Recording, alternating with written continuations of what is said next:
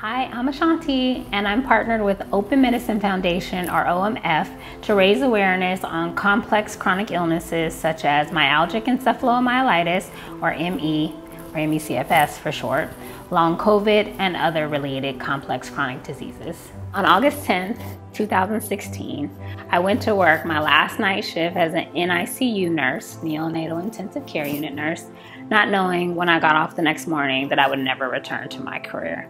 I got sick with the virus and never recovered. It was like being hit by a train that I never saw coming. I was living my best life. I was in my 30s. I was traveling. I was working out 5 to 6 days a week. I've always eaten healthy. I've never even been drunk in my life. The journey in chronic illness has been one not for the faint of heart, that's for sure. Every time I go to the emergency room, I'm admitted to the hospital.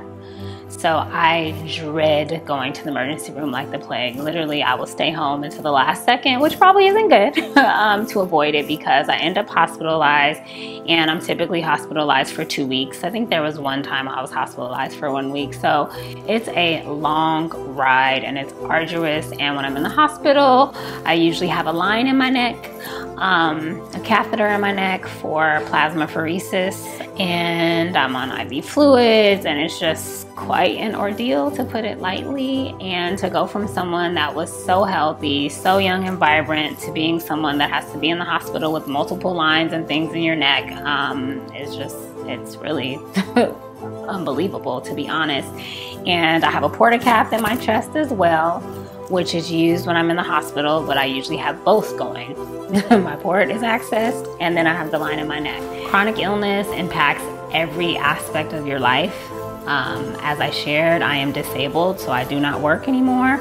And with that comes financial struggles, right? Like I was a nurse, so I make great money, and now I have disability benefits as my sole source of income.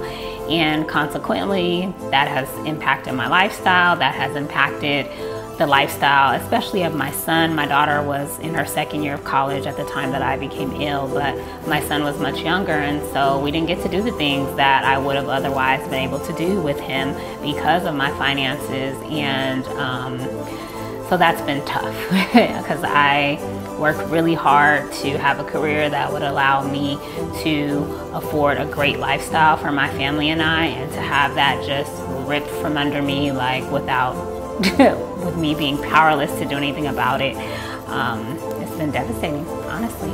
Thanks to Open Medicine Foundation, or OMF, there is hope.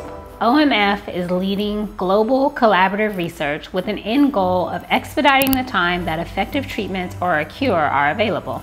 Their team shares a passion to solve these illnesses, as their foundation staff and researchers are personally affected by ME/CFS and related diseases.